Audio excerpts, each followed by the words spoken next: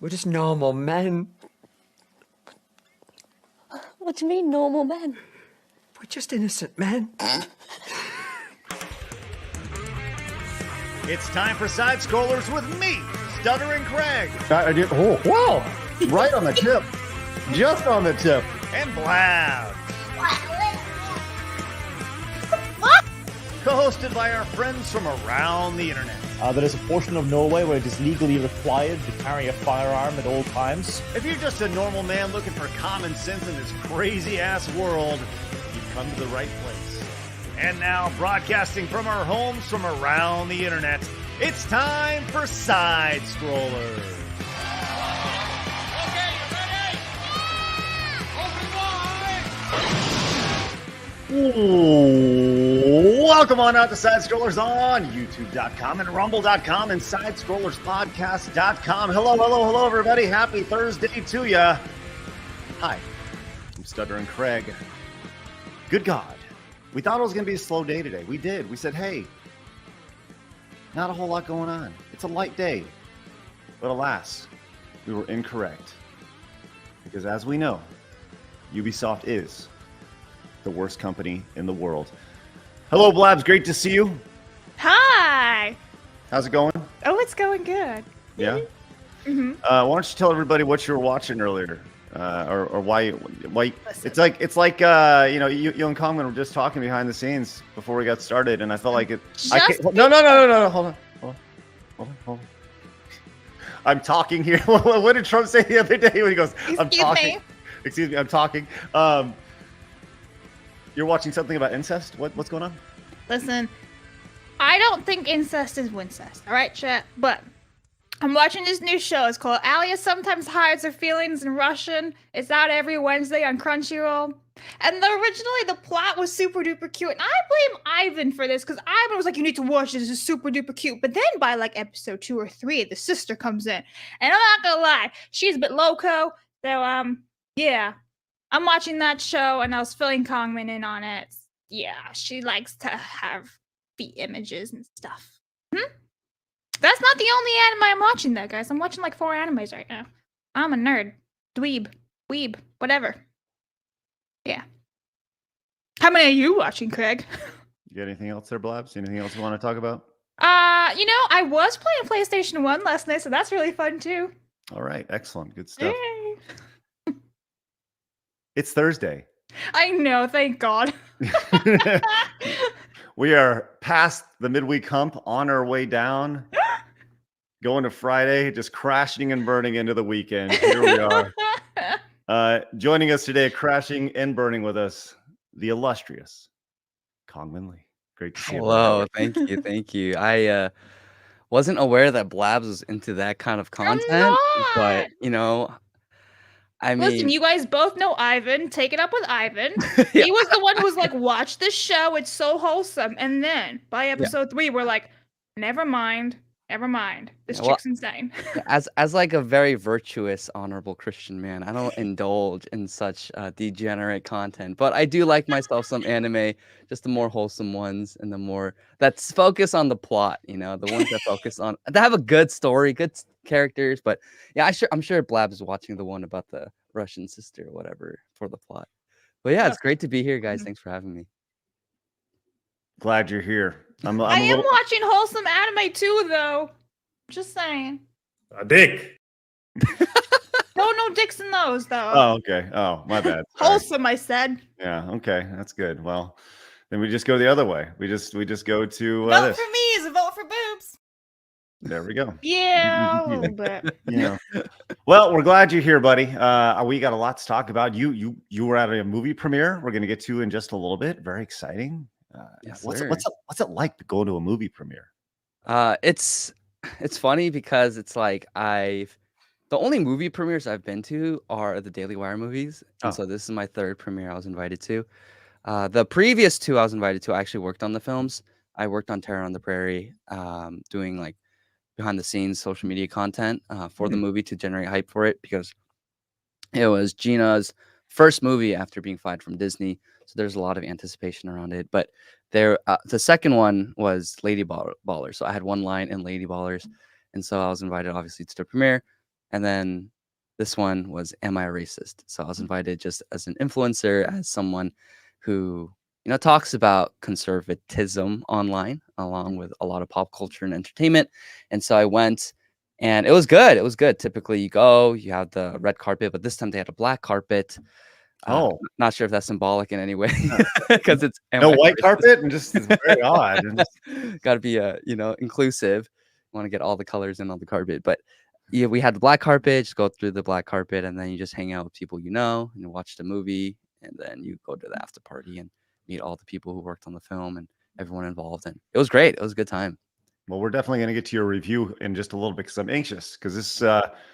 Listen, we talked about this earlier. I love the idea of what they're doing over there, at least from a documentary standpoint. By the way, how was Lady Ballers? I never saw that.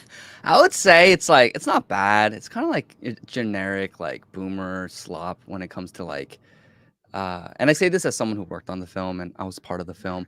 It was funny to conservatives, especially the older ones, maybe boomer ones, like, oh my gosh, I'm making fun of chicks with dicks and things like that. But I thought overall it was okay. It wasn't great, but it wasn't terrible either. It was just it was enjoyable.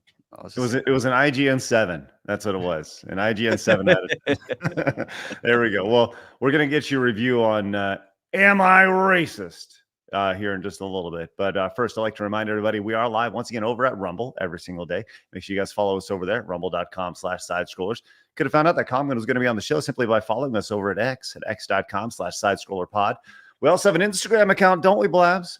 We do, so follow some memes and clips of the show. Otherwise, some sort of violence upon you and your cow.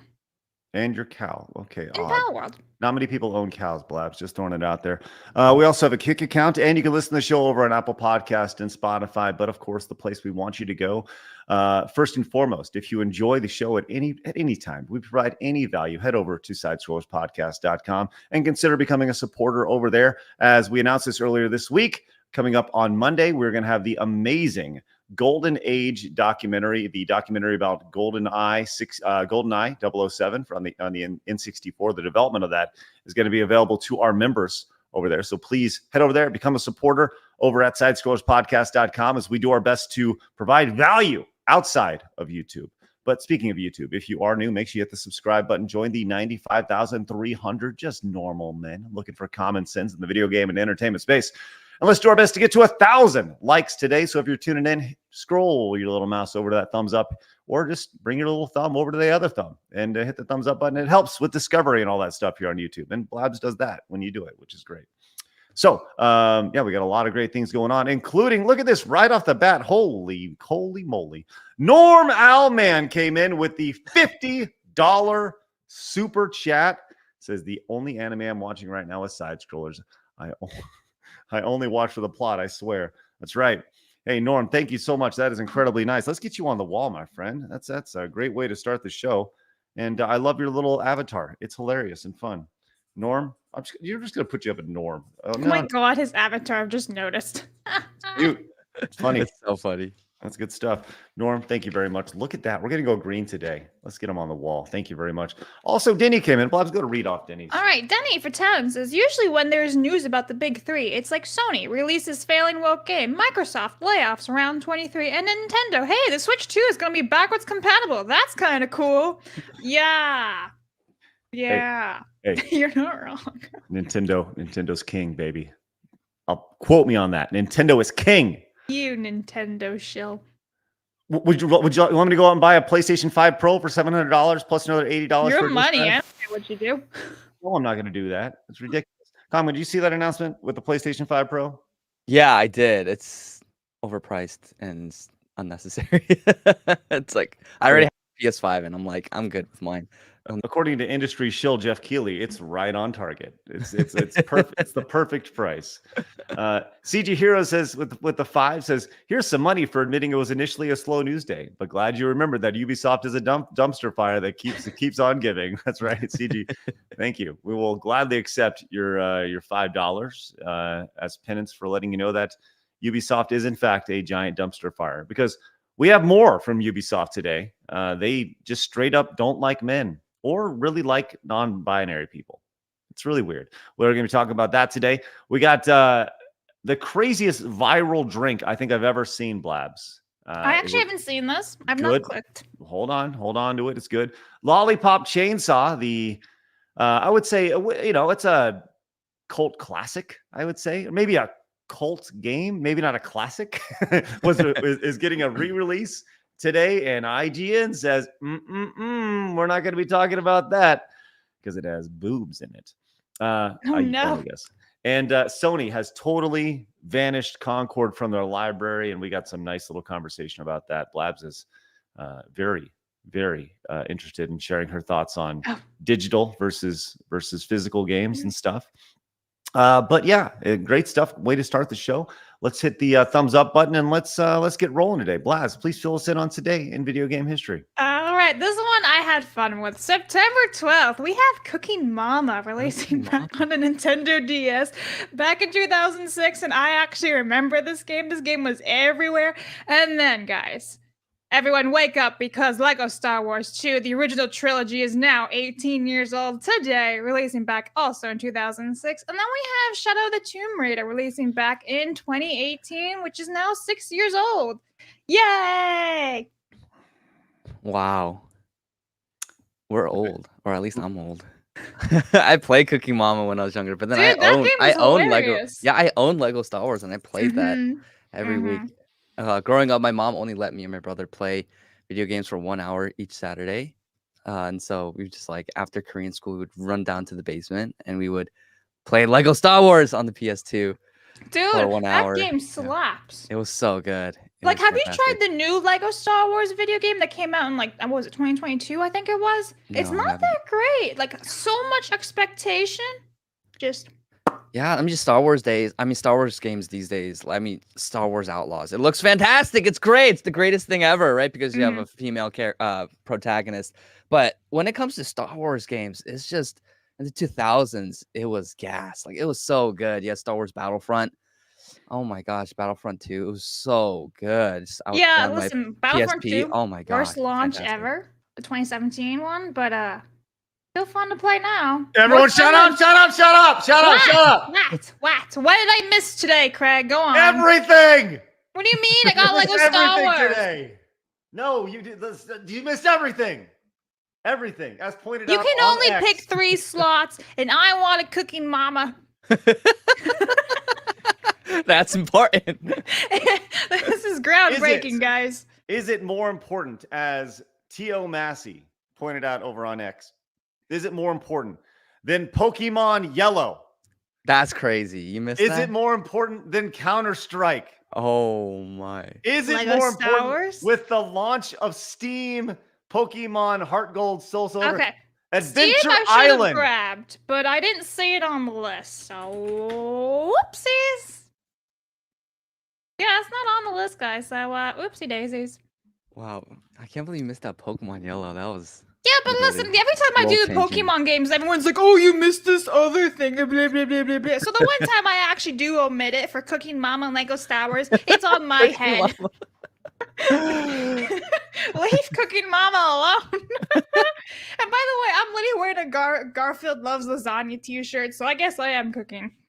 Anyway, Hey, she cooked. it's all together. I'm about Come to- together nicely. It's I'm- like I'm about Cusco. to- I'm about to cook on you, Blabs. It's ridiculous. You also missed out Heavenly Sword, the PlayStation 3 exclusive, which went nowhere. That was one of their big franchises that didn't work out. But my Cooking Mama, God. dude, let's be real here. These are all notable games. Everyone's heard of them. So why are you giving me shit?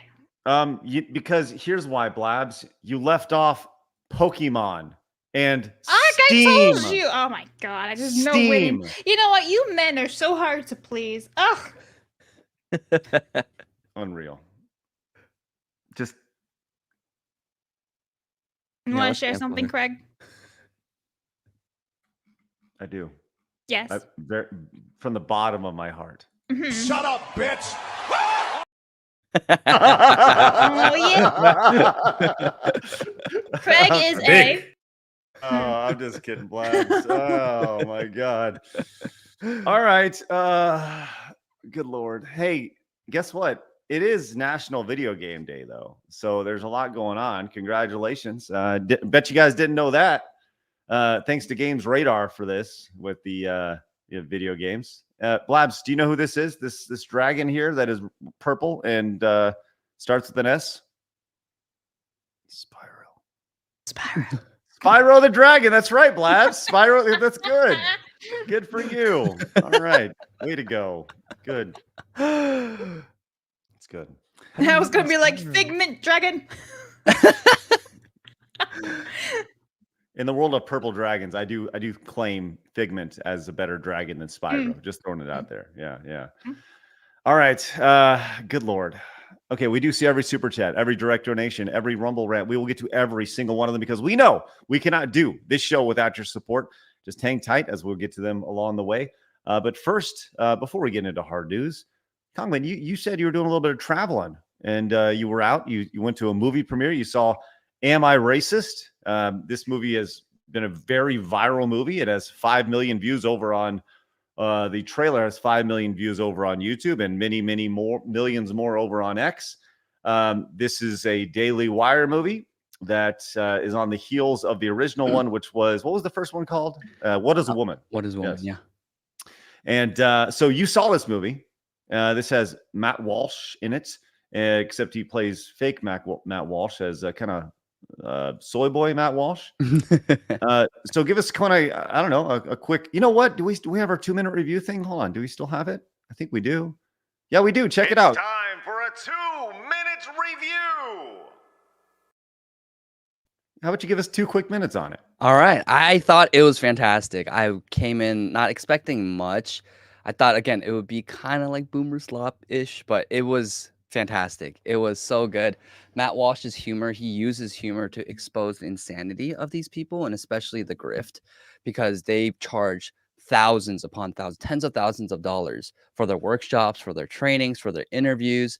And it is huge grift. And so they expose how these race hustlers are basically exploiting well-meaning people, mostly women. Like if you look at, it's funny because if you look at the documentary, it's also mostly women who are like super bought into this, which is why they have the dinners and like basically you pay thousands of dollars to be like called racist and how terrible you are as a white person. And so it's just it's fantastic. He goes undercover, and the whole premise is that he, without spoiling, because you can tell in the trailer, that he goes undercover as a liberal on a journey, on their anti-racist journey, and he goes learning from these people, and he just lets them speak for themselves. And the only thing he does is ask questions, and in his acts asking questions and in his espousing their own ideas back to them, you kind of realize the insanity behind it. It's fantastic. There's so many moments in the movie that's not shown in the trailer that absolutely I lost my mind. It was hilarious. So very well produced, well written, especially for the parts that were written and scripted out, and I thought it was amazing. So I do highly recommend everyone go watch it because this is Daily Wire's first theatrical release. Finally, like I guess someone was listening to me from the Daily Wire, but I've been saying you have to get your movies into theaters because you can't make a cultural impact without it. So get into theaters, and after the theatrical run, put it behind a paywall on your streaming service. But it's going to be in over 1,500 theaters across the country. So I do highly recommend everyone go watch it. I can't believe they got distribution for that. Yeah, I was shocked too, because this is like, aside from What is a Woman, it's like probably the second most controversial movie, and they got into theaters and they got the deals, and they worked out a deal with all the movie theaters, and I'm like, you know what, let's go, let's do it, let's make a change and a dent in the culture. It looks like it's playing at AMC's and Cinemarks, and I mean that's a pretty big pull for 1,500 theaters. That's pretty big. We'll be interested to see how it does from a box office perspective. I'm sure they spent several $1 million getting it going, and there was, I don't know. It seems interesting. Maybe I'll go check it out. You know who won't go see it? The people who are probably the most racist. Probably not. So yeah, it's really good. I do highly recommend it. Okay, I know a lot of gamers and a lot of people give Matt Walsh crap because he does speak negatively generally, but I think a lot of that also is kind of out of context. As someone who knows him and I've talked to him, he doesn't hate video games. He doesn't hate anime. It's just he is talking a lot about how when people get like way too like obsessed with it and addicted to it, where that's the only thing they do, and they don't eat, they don't sleep well, they don't go out and spend time with family, things like that. He has nothing wrong. He has nothing against enjoying things like video games and anime as a hobby, but he is against the overindulgence in it to the point where like you don't do anything but that. Like you literally don't even take care of your body. You don't exercise. You don't work out. You don't go out. You don't talk to friends. That's all you do. Only video games. Only watch and like doom scroll essentially. And and you could say that about any hobby, right? Whether it's you know, literally any other hobby outside of gaming, anime, you know, whatever. If you're big into movies, then all you do is sit around and watch movies all day, you know, then you could have the exact same criticism. But yeah, well, it'll be interesting to see what the box office does. It could be, I don't know. I think it'll do fine. I don't think it's going to break any records by any means. But it'll be interesting to see how it does on its first weekend, which is this weekend, correct? Yeah, it's this weekend. It's out in theaters today, tonight. So starting tonight. So, all right. I wonder how the pre-sales have been. We talk about movies and pre-sales. You know, the upcoming Spider-Man movie has whatever pre-sales. You know, I wonder if there's been any pre-sales for it and along the way. But interesting stuff. Well, on a scale of 1 to 10, thoughts? You got a review? IGN 3, so that means it's pretty good. I honestly would give it an 8. I thought it was really funny. The way that they storyboarded everything and kind of the narrative structure of the whole film. It was really well thought out, well organized, well structured, and it was really enjoyable to watch. It wasn't just like watching people do interviews. It was like a whole story, and you're kind of like along with Matt Walsh on his anti-racist journey. And it's just so funny. I was dying. Yeah. Cool. Well, we appreciate you getting back and hanging out with us and this early morning and getting on the plane and traveling and getting back. Here we are. Well, I didn't go on a plane. I drove a car. Oh, that's right. You drove. That's right. That's right. I drive a Tesla, and I highly recommend it just because it is a great car, but it's not great for road trips. It was awful. Yeah. It took so long because awesome stuff. Well, Am I Racist opens tomorrow, which every time you say that title, it gives people an opportunity to clip you saying, Am I Racist? So that was it. All right. Hey, Inkling came in, says the biggest producer of soy is the Fauci call. All right. It says people who follow the science, even 5 years later, are out of touch reality. They're honestly more senile than the current president. Okay, thanks, Inkling. Appreciate that. Appreciate your political thoughts this early in the morning. All right, let's get into it, friends. It is time for my favorite segment, your favorite segment, everybody in the world's favorite segment. Literally, it's time for hard news.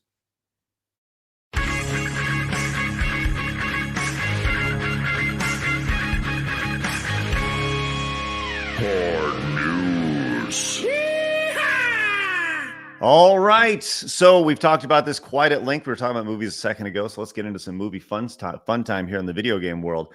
It was just, a month ago or so that the Borderlands movie was released in theaters. And then very quickly afterwards, they're like, so about that, we're going to release it on Amazon Prime and you can buy it now. And we had that story. But the movie theater run, the theatrical run for Borderlands is over, friends. And I don't know.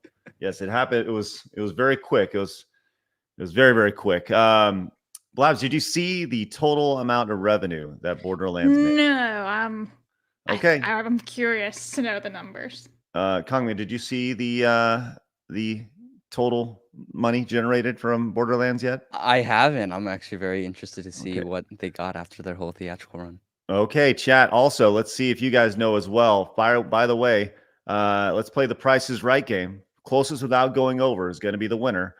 Blabs, you start. How much money did Borderlands make in its entire theatrical run? By the way, budget over $100 million. Jeez. So, what do we got? 25 million. 25 million. I'm being generous. Blabs being generous at 25 million. Sounds good. Kangmin, what you got? I'm going to say like internationally, right? Like this is the entire, yes, all of it. I'll say 30 million. Ooh, Blabs was close, but Kangmin was closer. $31 million. Yes. Right there. Bingo bongo. Wow. Hey, you would have won better than I thought.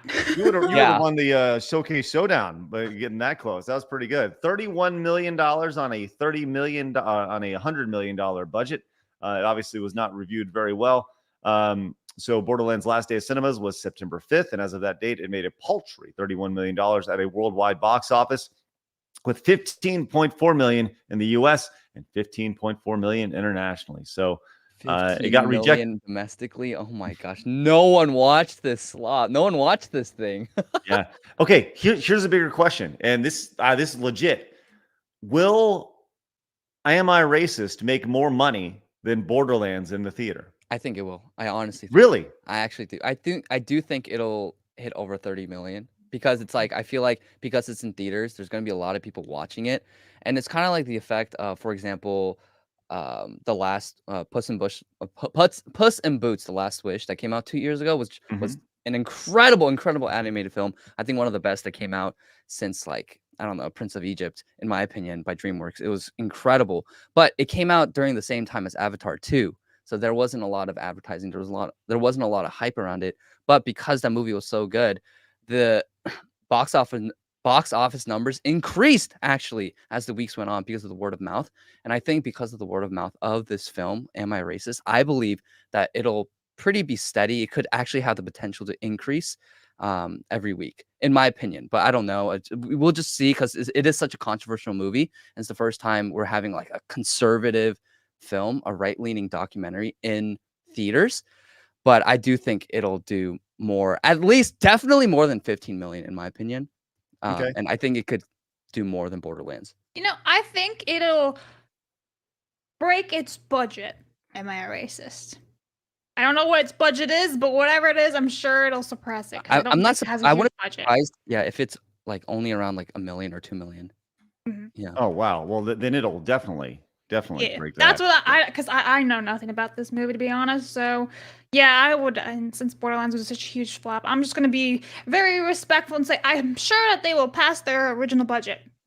That is that's interesting. I don't think they've been public about the budget they had for the Daily Wire Wire movie. Yeah. It's interesting to see what they're going to have for the Snow White one, because I'm sure that one's probably going to be the most, with CGI and everything.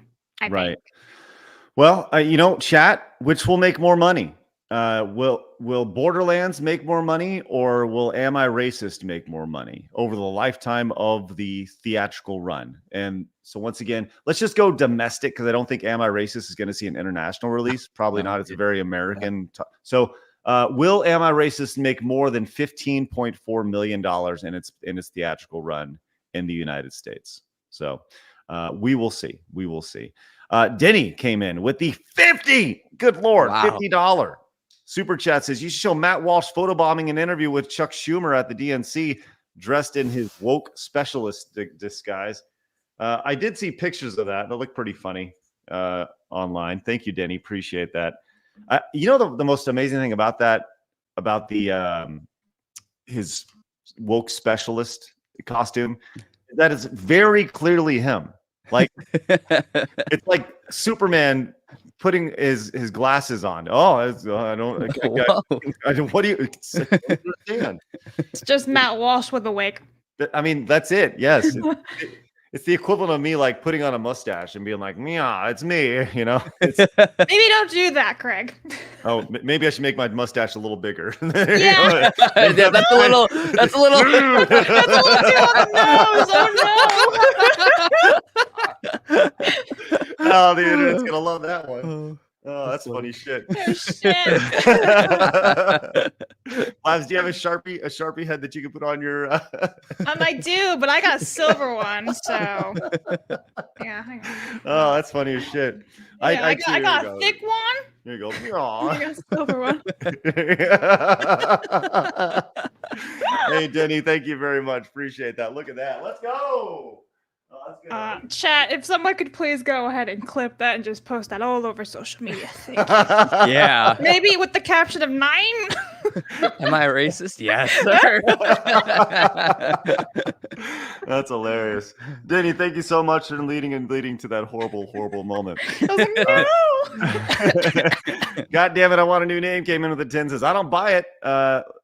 I don't buy it, Lee. Matt Walsh is an American boomer. Everything that isn't Christ, grilling or fishing or is anathema to him. Conservatives are no allies to normal men. If they had the power of the left, they would act the same, just with a different message. All right, you are a close person. You said you're friends with Matt Walsh, huh? Yeah, I know him, and I've talked to him, and so it's like I think that's pretty uncharitable. And I'm a conservative, and I feel like I'm a pretty normal man. But I think, yeah, I think Matt Walsh, again, like if he really believed what he believed, he wouldn't play video games for his channel. But he does, and he plays shooter games, he plays different things, and obviously his producers make him do it for content.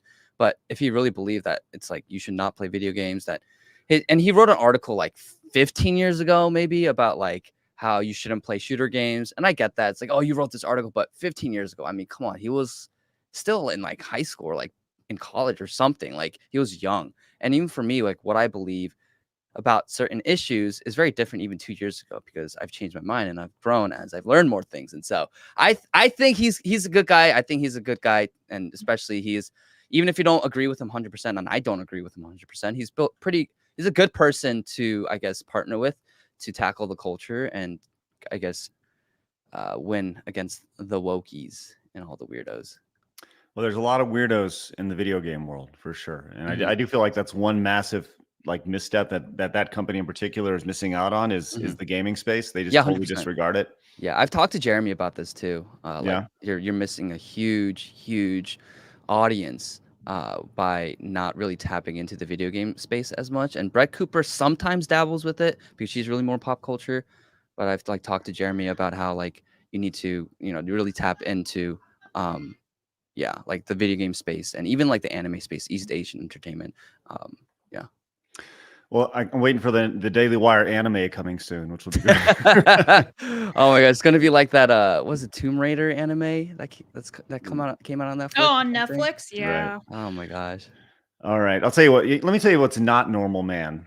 We've talked about the Beetlejuice movie that was released over the weekend, and that's done very, very well. A lot of people very excited for that. I've seen it. It raked in $110 million over the weekend, its opening weekend, and it'll do better as it gets closer to Halloween. But what's not normal, man, is the promotional tie-ins for this drink, or for this theater, for this movie, specifically at AMC, and the drink that they have created for this. Now, I'm going to show you a picture of this drink that they are serving as a Beetlejuice themed drink. Okay. And we're going to go back to the Price is Right game. And you tell me. literally laughed out loud. Blaz, let's start with you. How much do you think this drink is at AMC just so theaters? We're clear, this is a blue drink with gummy worms on top. And I believe it does have a splash of vodka in it. And some ice, it looks like. Yes. Okay. Ice vodka gummy worms. At least $20. Okay. $20 for Blabs. Kangmin, what are your thoughts on the 15? Kind of reminds me of if anyone plays Fortnite, it's like a mini yeah, one of those sploosh thingies. Yeah, it's like a Fortnite drink. Well, it looks like pretty much everybody in the chat is wrong. And Blabs is closest without going over this time, as this, Kangmin, is literally double what you suggested. $31. What? Look at that. Whoa! $31 for that. I don't even know what that is. Like, it looks like blue Kool-Aid with gummy worms on top. That's worse than like a Disney drink. You know how like Disney is very, very like colorful and lots of puts candy and stuff inside of their stuff. Oh, wow. $31 for that. Dude, I used to go to the bar on my campus and they used to make us those type of drinks, the blue stuff inside of it. It was like $7. The hell? That's crazy. So you too can get drunk for $100 if you only have 3 of them, right? Like, but probably wouldn't even get most of the normal men tipsy, if I'm being totally honest with you. But you can see the response to this. The response has not been very kind along the way. So $31 for a little bit of vodka and some gummy worms would make me hate the movie, right? I mean, outside of the sour gummy worms, I think it would give you a sour taste in your mouth for going into. How much is an AMC ticket? what, $15 Yeah, now? $14. So Yeah. you're spending a fuck ton of money just Yeah. to see one movie. No thanks. Wow. Yeah. And you don't even have to keep the cup, right? Because it's not even like some type of souvenir. Somebody said in chat, it's like for 31, you usually keep the cup. It's usually like a really nice souvenir goblet or something. This time you get a plastic cup. Yeah, how Not much even was that? glass, guys. How much was that? Like Deadpool Wolverine, you know, like the popcorn. Oh containers yeah, they had weren't and- so bad, right? They were like what, $30, I think. Yeah, I feel like that's understandable, but then Because it's something you get to keep. It's actually Yeah, you can put it on yeah. display forever. What are you And- gonna do? Keep that plastic cup on display? I'm like, I drank out of this watching Beetlejuice too. Oh, that's Yep. so funny. Wow. So it is a 24-ounce cocktail made of blue and raspberry juice and quote premium vodka. So so Why it's don't you not just buy just the like vodka and just have it straight up for $30? Just buy the bottle. Yeah. yes. So they said the usual price is called the Sandworm Slayer is a reasonable $21. But according to AMC's internal research, the price is 92% of AMC's locations. Is okay. So most places it's $21, but there are some places that have like liquor laws and taxes that bump the price up to $28.25. So 28, and then plus tax makes the $31 right there. Oh my So, gosh. And then imagine you probably have to do some type of tipping service too. yeah.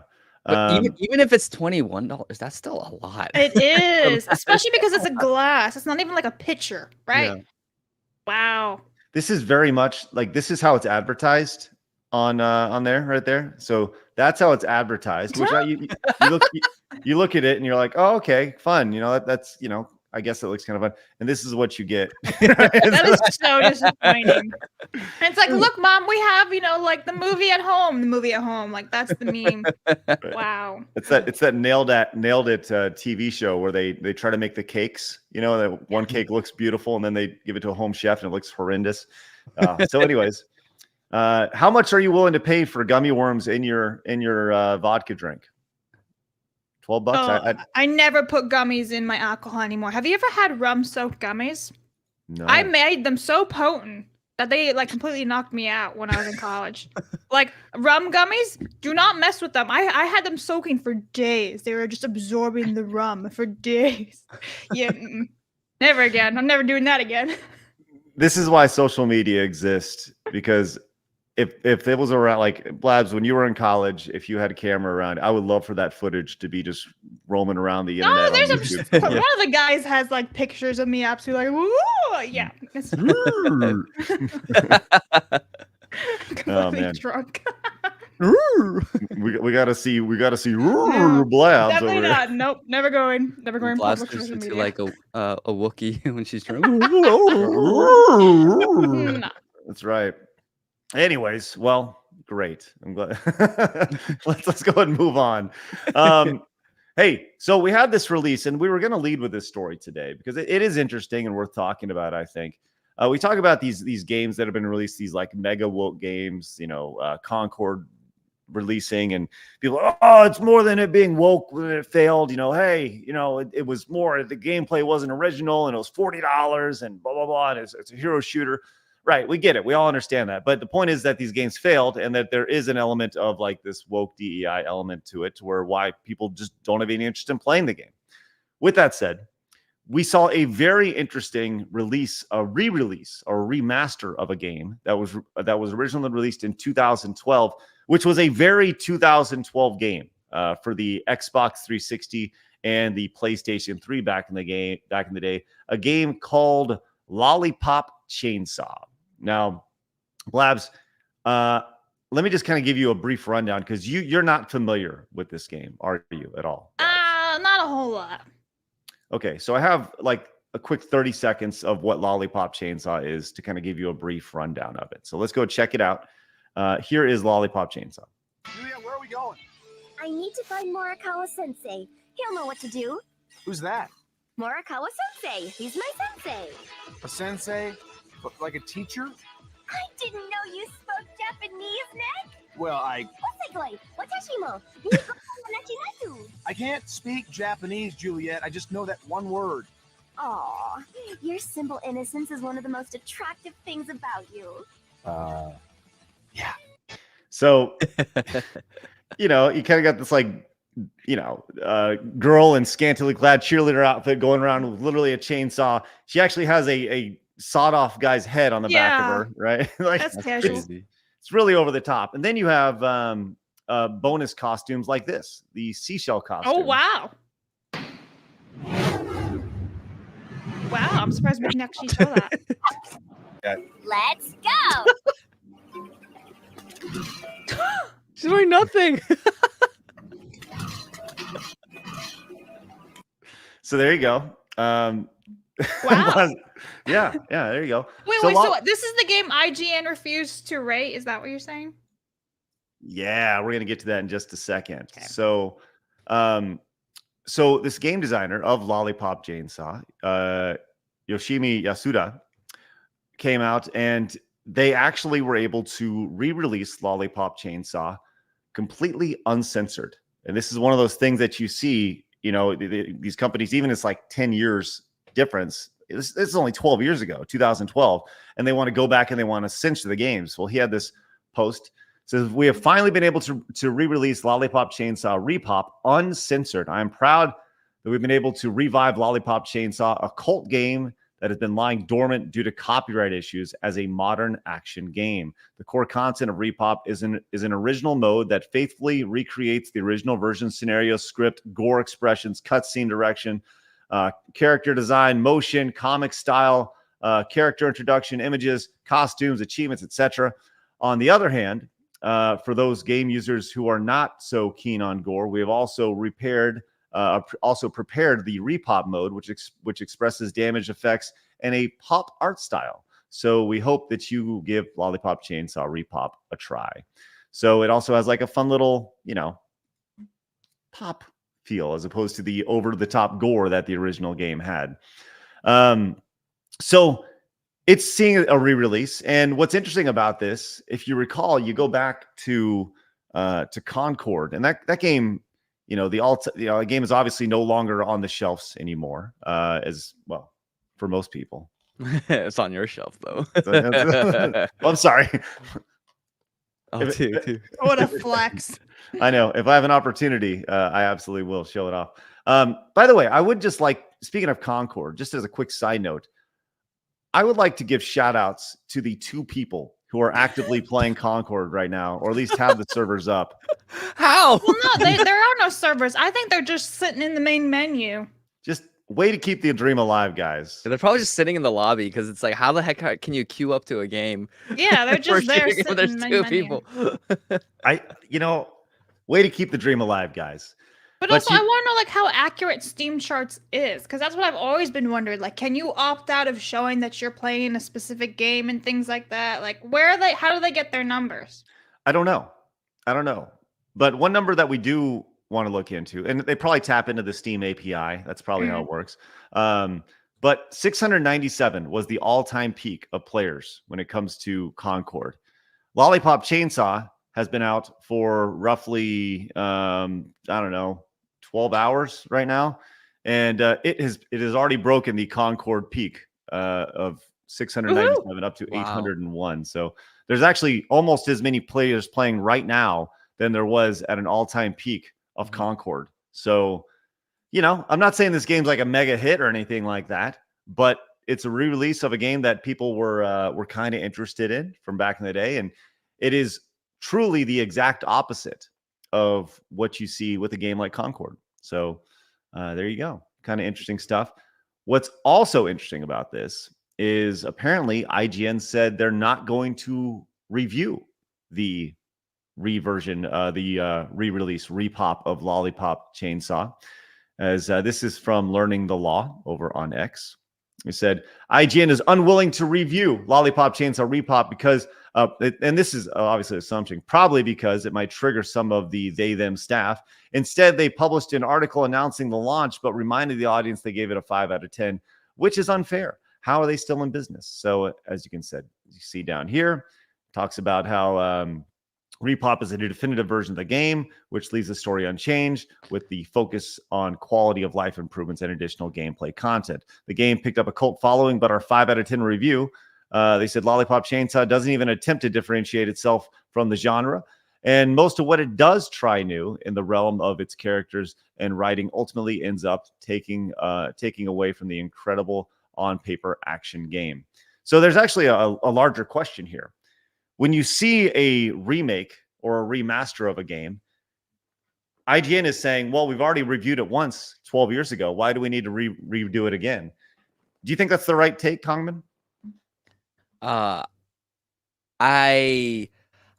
It's like if it is the same game, I guess like, because like even the developer says that it's the same game, so they have something to hide behind. It's like, and it seems justifiable to, I guess, certain normies, but I think you should still still review it because it's still a new game for all intents and purposes. Unfortunately, there aren't enough like black lesbians in this game, so you know they won't review it. But oh yeah, Concord, look at all the fats, look at all these people, look at all the diversity, look at all the diversity, man. Oh yeah, we'll give it a 7 out of 10. It's like, okay, IGN, okay. No, here's my take on it. So I'm looking at the original review. It's obviously from 2012, and it's by a Mitch Dyer. Now, I wonder, what if they had someone else review the game and give it a different review? Like, why does it always have to be just one person? And then another point to that is, so they're A-okay, like Kangmin says, to go and review games with, you know, trans boobies, so fake boobies, but you're afraid of real women's boobies. Right? Like, that's what I'm saying. Like, they're fine with reviewing Hogwarts Legacy, even though there's a trans person in there. And they're like, I have trans rights, but there's a tranny in there. And they, you know, they give Wukong? I can't even remember, but like 7, I think. Oh no, 8. Yeah, so like their entire score is all over the place because they give everything else a 7 and just Wukong's an 8. Hogwarts Legacy, I think, was 7. I don't remember, but like, IGN, you're full of shit. That's kind of my point. Like, who actually wants to listen to their reviews? What makes them qualified to review? There's this one like Korean IGN employee that like did a review about Assassin's Creed, and it was like, he was like, shut up, you guys don't care about Asian games. It's like, yes we do. Like, we want games to be faithful to the historical periods. If they claim to be, you know, faithful adaptations of certain time periods in certain countries, we want it to be faithful. That's the whole point. But he's like, oh no, you don't care, you guys are just incels who just want to have a reason to hate on black people. And it's like, not really, but you're kind of giving us a reason to hate on this game like super easily. Well, yeah, it's just annoying. IGN's just awful. Do you hate on black people? I love black people. I just want them to stop killing our people in Oakland and New York. I mean, just even 2 days ago, not to get too political, but unfortunately there's a Chinese woman who was followed. Well, basically there was a husband and a son. There's a father and a son who was robbed and then followed into their apartment. And then the wife came out and she was like, no, you can't do this. And then they shot her blank in the face. And they haven't released the identity of the suspects, but usually if they're not screaming that it's a white person, it's typically, you know, it's a minority. And so, you know, these things are happening to Asians regularly, and people say, oh, crime happens all the time. But then it's like the moment a white person kills someone, it's like, oh, we need accountability. We need accountability. We need to do something. But then when minorities do it, it's like, oh, like, it's okay. It just happens all the time. Why do you care so much? You're racist. And it's like I just want people to stop killing people. And can we like call accountability? Can we call for accountability for that? And someone's racial identity should not excuse them from certain violent crimes. For the record, I didn't actually think that you'd go on a rant like that, but I appreciate it. sorry. It's just sad because these are people, like, and when I see people in my community, broadly the Asian community, and then also Koreans who are attacked on the streets, and people just kind of shove it under the rug because the racial identity of the perpetrators are inconvenient to their narratives. I get frustrated, right? Because I'm just thinking, like, what if that's my friend? What if that's my family member? What if that's my grandma living here and having to go through that, and no one cares? Why? Because the perpetrators are not white. I would hate that. I think it's just awful, and the justice system is literally skewed, and they don't categorize these things as hate crimes. They literally let them released on bail after they commit these violent crimes against Asians. It's like, I hate that, you know? So I sorry, I don't want to get too like into the weeds about this, but it does frustrate me. Yeah. On a side note, I looked up Hogwarts Legacy review on IGN. It actually is a 9. What the fuck, IGN? A 9? It's a 9 on 10. I'm surprised. Yeah. Yeah.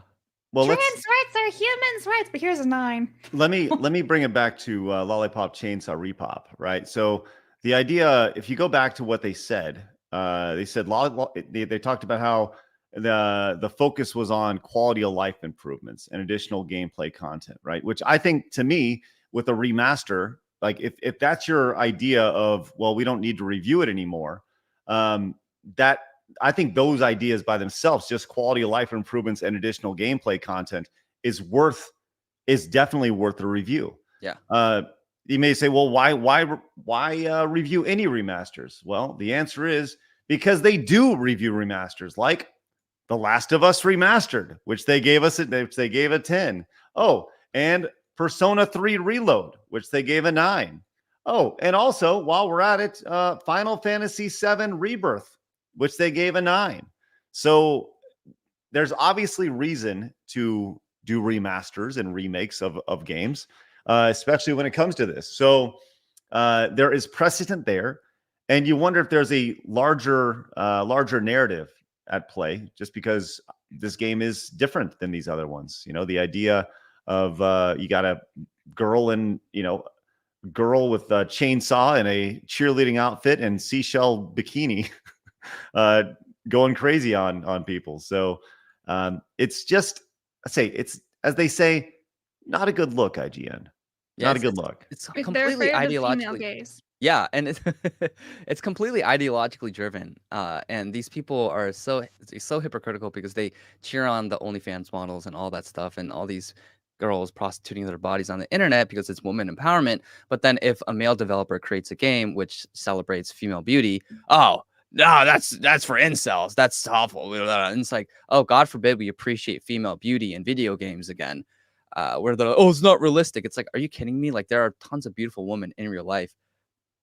Not all women are fat. I don't know why they always have to make them fat and ugly and like masculine looking, because that's not how women look. I don't understand the whole, like, we have to focus on realism. These are unhealthy beauty standards. There are beautiful women out there. I don't understand why you have to make everyone fat and ugly and masculine looking. And so it's just like this double standards. Like, if men do it, it's wrong, but if women do it, it's okay. Well, I'll tell you what, one man who is beautiful in their own right is this guy right here. Look at that. What a hunk. Woo! Wowie zowie. I'll tell you Hubba what. hubba. Hubba indeed. Well, thanks IGN. Appreciate your bravery in not reviewing the game that people want you to review. Maybe they actually will. Who knows? We'll see if they take the turn and decide to go after it. So I'll tell you what, this is spectacular. Look at this. Ian came in with a 50 euro monies. Superchats. Wow. Sorry, I'm late. Been sitting in a Concord lobby for 6 days. You gotta stop insulting poor Ian. Those are British pounds, not euro monies. European monies, right? It's They're all not the same. There's literally euros and then there's pounds, bro. No, just money from the other side of the world is what I'm trying to get at. Yeah, right? we use dollars here. Cultural appropriation. Yep, absolutely. There you go. Hey, Ian, thanks so much. Appreciate that. What a star you are. That's spectacular. That's great. Buzz, while I put Ian on the wall, will you read off Nathan's, please? Nathan says, my main issue with Matt's bad takes on gaming and anime culture is those fandoms are your ally in the culture war. There is no bigger source of weaponized autism, and Matt chose to insult it. A mistake, in my opinion. Thank You're you, not Nathan. wrong. Appreciate that. That's awesome. Delta also came in, says, someone needs to look up if IGN has reviewed all the Last of Us remakes. Well, we just did. Dirt is King came in with the 10, says, friendly reminder that Henry Cavill promoting Superman stayed for several hours under a Superman billboard and nobody knew it was him. To quote a song of Ice and Fire, people see what they want to see. Dirt is King, thank you very much. Appreciate that $10 super chat. That is excellent. All right, let's keep moving on, man. We got a lot going on today. Hey, speaking of remakes and games coming back from yesteryear, we have one of the biggest games ever coming back. I don't know if you saw this today, but this is actually kind of interesting news.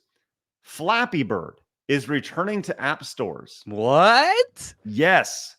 After fans went in and got the trademark for the game. Now, Blabs, did you play Flappy Bird? I bet you did. I don't think I ever did. Well, woman moment. I played Angry Birds in Temple Run for the most part, and like a little angry guy, really angry and eats the candies. Forget his name. Well, this game trumped them all. Flappy Bird was the ultimate time sink.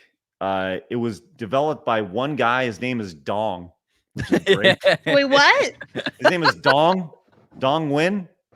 That was his name. Dong Nguyen. Literally. No way. Yeah. So Dong created Flappy Bird, went on to waste a ton of people's lives, tons of hours spent on it. So much so that it was such a cultural moment from an iPhone perspective. I mean, this was a game that like everybody had Flappy Bird at some point, except for Blabs. Maybe I did. I can't remember, but I don't think so. But Flappy, so much so that the creator Dong went in, and why it was originally pulled in the first place was because he said Flappy Bird was designed to play in a few minutes when you're relaxed, but it happened to become an addictive product. I think it has become a problem. To solve that problem, it's best to take down Flappy Bird. It's gone forever. This was his original statement. There's Dong right there. I want to say Dong a few more times. Not win. Win. That's how I'm going to say. Win. Dong Nguyen. Yeah, that's how you pronounce it. Is it really?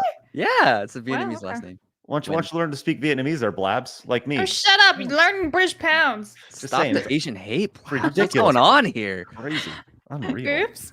Yeah, it's really honestly kind of upsetting, Blabs. But the response to this is great because Flappy Bird is about before GTA 6. And people were actually selling iPhones that still had the app installed. Like that's how big it was. People were so addicted that if you deleted it, it'd never come back because it wasn't available on the servers anymore. But people would delete it and that shit, I need to go buy it. So they buy iPhones with the app still installed. It's insane. And I don't know which fans bought it or how the IP or the trademark got to them. There's no link to the actual story. And for all we know, this could be just a giant lie. I don't know, but it is an interesting story to say the least. There was somebody who cracked the code, if I do remember correctly, that went in and actually built a computer program to play Flappy Bird and broke all sorts of records. They had it automized to go in and play it. Did you guys ever see that? No, nope. I haven't. No. Well, they saw. Oh, here we go. We have the Flappy. This is a YouTube short right here. Let's see what's going on here. And this could be. Let me see really fast. You better scan this. Yeah, I did. It could be some other Flappy Bird. Yeah, it's not the Here's the short. This is the Flappy Bird ending. I didn't know it finished at 1,000 apparently. But ladies and gentlemen, here's history for you as you bounce your way through flapping all the pipes. I think it stops at 1,000, and I've never seen this before, so I'm very intrigued to see that this person did it. Oh, the pipes move. Oh, that's intense right there. What? Oh no, no. How is that not a copyright? Yeah, how's that piranha plants? I'm pretty sure that it was. There it is, the golden pipe. We've seen it. No way. There's no way This is fake. This is fake. There's no way. This has to be fake. There's no way. We've been bamboozled. Craig's been bamboozled. Checked one Flappy Bird and found Mario instead. Yeah, that's a good question though, because it's like obvious. It's very clear that the pipes in Flappy Bird were the Mario pipes. So would Nintendo have a case to sue them for copyright for that, or? Unless it's just a fake altered little thing. Well, not that, but just like the original game, they did have the pipes, and the pipes were like almost 1-to-1 the same pipes you see in Super Mario. I feel like that would be hard to trademark a green pipe as compared to an actual little creature. No, but I feel like like Nintendo goes after creators for using their trailers or gameplay. It's like I'm wondering if they can use with copyright laws they can go after Flappy Bird. I don't know. Well, people saying that's not that is indeed true. That is the actual ending, and I have multiple things here showing the showing it off. So there's an actual. Oh, we have a revealed trailer. It was just released. Dare we watch the revealed trailer for Flappy Bird? Yeah. Yeah, I let's feel do like it. we Let's do it. should. I can't believe there's a trailer for it. Yeah, 2 hours ago. This is breaking news here. We're gonna check out the Flappy Bird reveal trailer.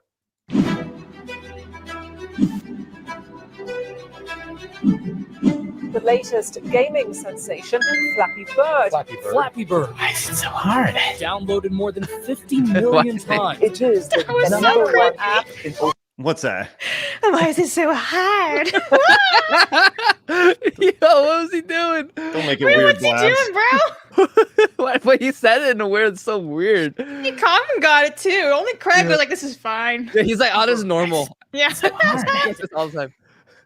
You know, let's hear it one more time. Hard. Down. There you go. Why does he say it like that? Hard. Oh, Felix. Flappy Bird. Why is it so hard? Downloaded more than 50 million. God, look at I can't take you guys anywhere. Listen, I'm sorry, no one talks like that regularly. listen, Why is it so hard? listen. If you're gonna laugh about it being hard by a guy named by a game created by a guy named Dong Win, all right, I can't do this anymore, guys. I can't do Change your intro to hard news with that hard news. Why is it so hard? Let's continue. Here we are. Are we good? Can we keep going, Blabs? I'm good. Okay. Bird. Flappy Bird. Why is it so hard? Downloaded more than. No, we can't. We can't progress. Blabs can't contain herself. She's so This mature. is so funny. All right, let's continue. 50 million times. It is the number one app in over 100 countries. It's a global sensation. And people going crazy by the addictive nature of the game. Until suddenly it was game over. The mobile game Flappy Bird has been taken off the Apple App Store and Google's Users across Play. social media expressing their disappointment. You can't play Their Flappy game Bird is anymore. gone. Rest in peace. Until now. The imagery This is of so this, dramatic. yes, the imagery of the single feather like making its way down. Great stuff.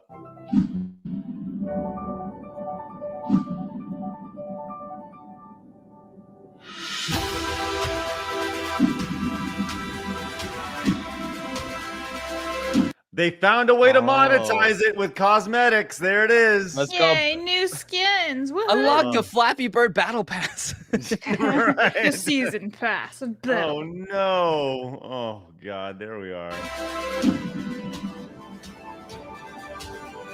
That's literally Mario. It's Let's- literally Mario. Yeah, they got the Wow. overworld going on there. Yep. Yeah. It's Very Mario, much. Mario with new cosmetics. Maybe Nintendo's secretly behind this, but it's not been revealed. Yes, the friends of Flappy Bird is just Yeah. Shigeru Miyamoto, right? Nintendo associates Flappy Bird. Oh my God.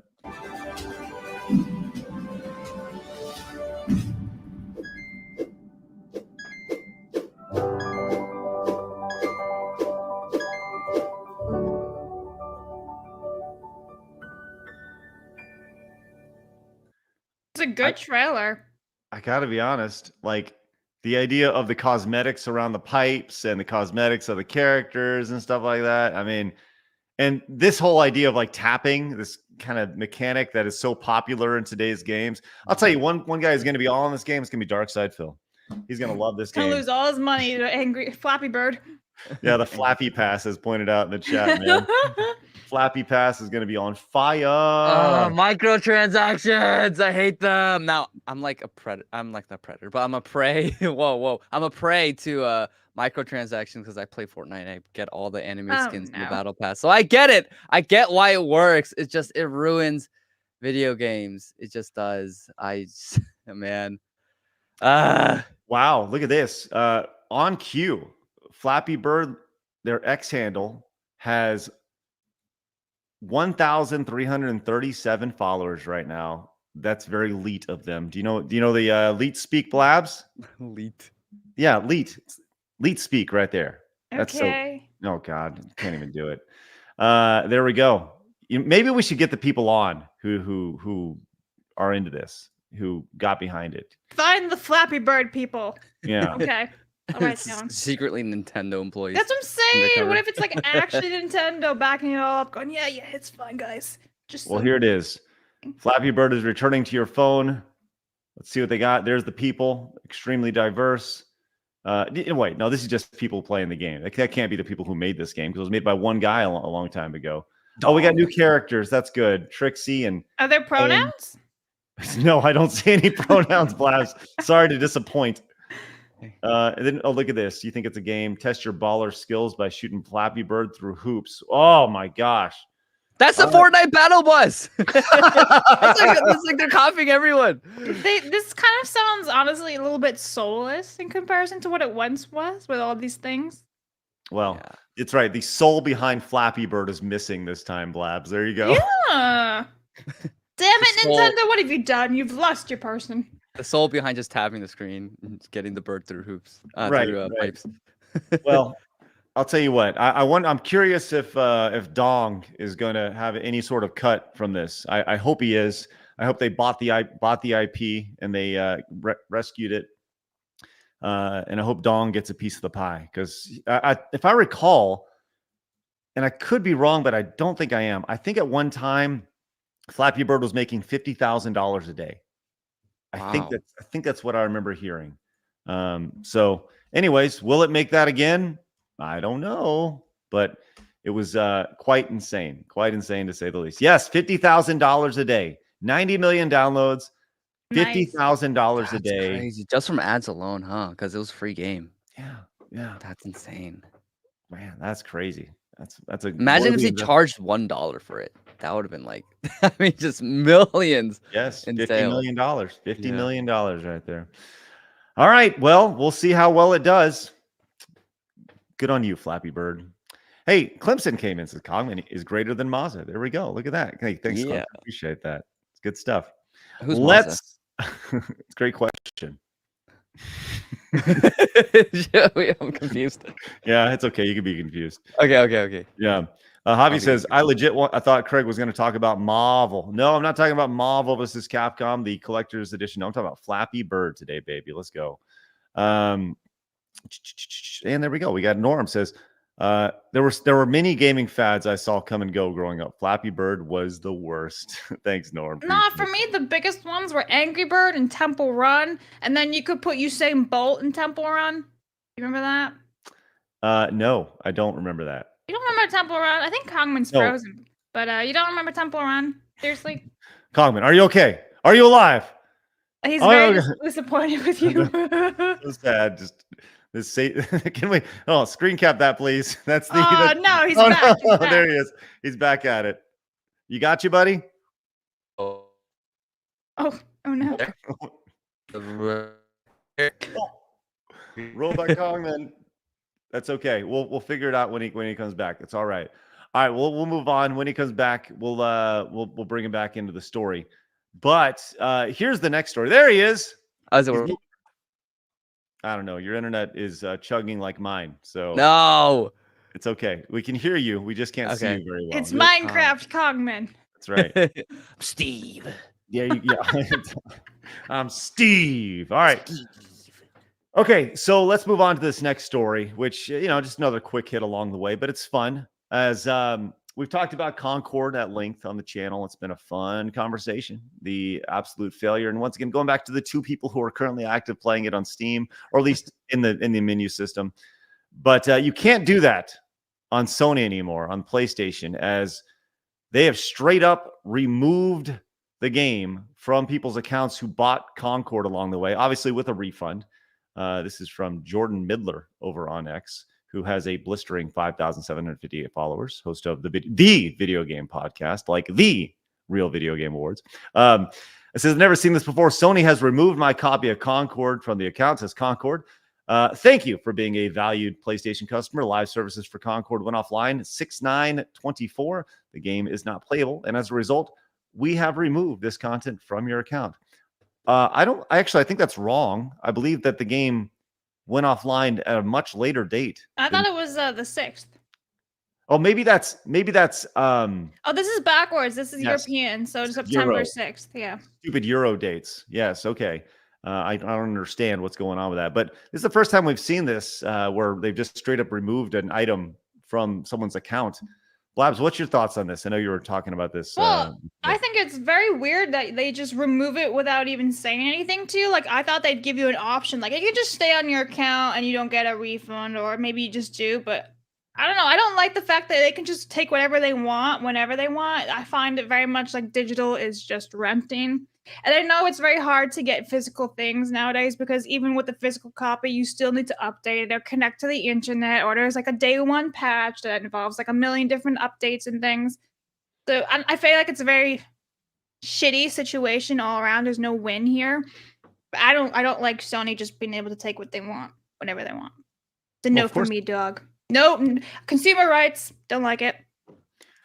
There's a larger issue here, like the idea that you're not actually buying anything, right? At all. You can't do this and hold it up and shake the disc in the middle. You know, like I own this disc. They're not. Sony's not going to show up and be like, no, you got to bring it back, right? So that's why physical is so important, right? And that's why we saw yesterday the PlayStation 5 Pro selling the disc drives. Obviously, there's a element of it of people want to get a return on that and stuff, but at the same time, having a physical product is way better than having digital. I understand the idea of the convenience of digital, right? I think everybody understands that. There's definitely a convenience for it. We all have Steam. We all have a ton of games on Steam and all that stuff. But physically owning the game is so vastly paramount. Kangmin, do you have any thoughts on this? Yeah, 100%. I'm a huge advocate for physical media, having physical copies of your games, of your movies, anything that you like and enjoy. Having physical copies is so important because, like Blab said, they can literally just, without any reason, because they own the rights to all of their games and their content, they can just pull it, right? And this is why it's so frustrating, where like the prevalence of streaming services too. Like if you have a movie that you really enjoyed, obviously they do still have Blu-ray and DVDs, and things like that. But the average person isn't really thinking that. And then once the movie is off their streaming services, they'll never be able to watch it again. So 100%. That's why, like for me, I was waiting for Black Myth Wukong to sell physical copies in America before I bought it, but I was just so like anxious to play it. I just bought the digital copy last week. And by the way, great game. Great game. And one of the hardest games I've played. It's kind of like Elden Ring. It's really hard. The bosses I keep dying. But it is convenient. Like you said, Craig, it's so convenient. You don't have to have storage space, like physical storage space. You can just have digital space and just have it all on your console or your PC, on your hard drive. But I always recommend having physical media because you just never know who's going to take over these gaming studios, these companies that hold and own all the games that you love. And what if they just take it away just because they feel like it? Or if it fails, something like Concord. And then let's say you're a Concord person. You loved Concord. You're like, man, I love this game. I want to keep it. But then you bought the digital copy, never got a chance to get the physical copy. You can never play it again. Yeah. Right. Well, speaking of physical, this has been a regular occurrence on the show, is seeing how much Concord is going for on eBay right now. Because now that the digital version has been literally cut off at the knees to where it's deleted from people's accounts, the value of the physical version could actually go up. Like you can't even access a menu in Concord anymore, right? So here we are over on eBay. You can see this is, by the way, the most recent sold. Yeah, I see the green. Yes. So we are looking at 100, definitely double the investment. These were $40 games. So you definitely should have bought that controller, like I was saying, because you can't buy the controller anymore. Yeah, that's a bummer. I wish I'd done that, but no regrets, as they say. So, I think we're at least looking at a double investment on the return, which is good. And I don't know, Kangmin, do you think that I should hold on to it longer, or is now the time to sell while it's still an item? I feel like in a year it'll probably be irrelevant. It's not like a GameCube where like if you keep holding on to it, the I guess like its value increases a lot. Definitely would recommend just selling it when you can, while like it's still in the news and people are like, ooh, Concord. Yeah, because Right. people are still talking about it, you know? Well, so I agree with that. But the one thing that sticks in the back of my mind is the people who need the complete collection, right? People who are like, I need to own every PlayStation 5 game. Like, you see people who own every Super Nintendo game or PlayStation game or whatever. There will be a drive for people like that. They're like, I need to own every single version of it.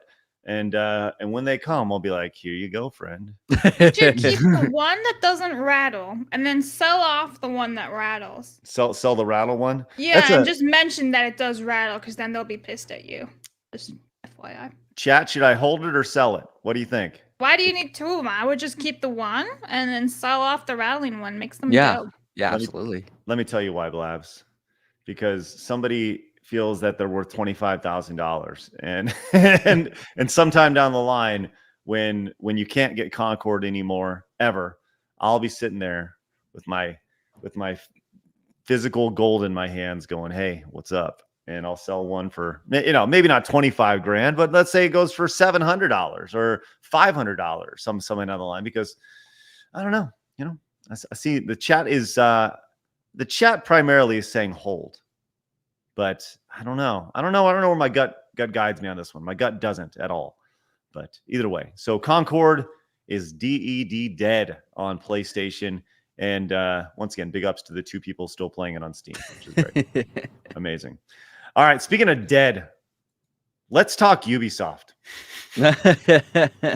Ubisoft has gone through some pretty tough times. Obviously, we've talked about Assassin's Creed. We have a new trailer for that game that was actually just released, which, we don't really need to go watch that. That's fine.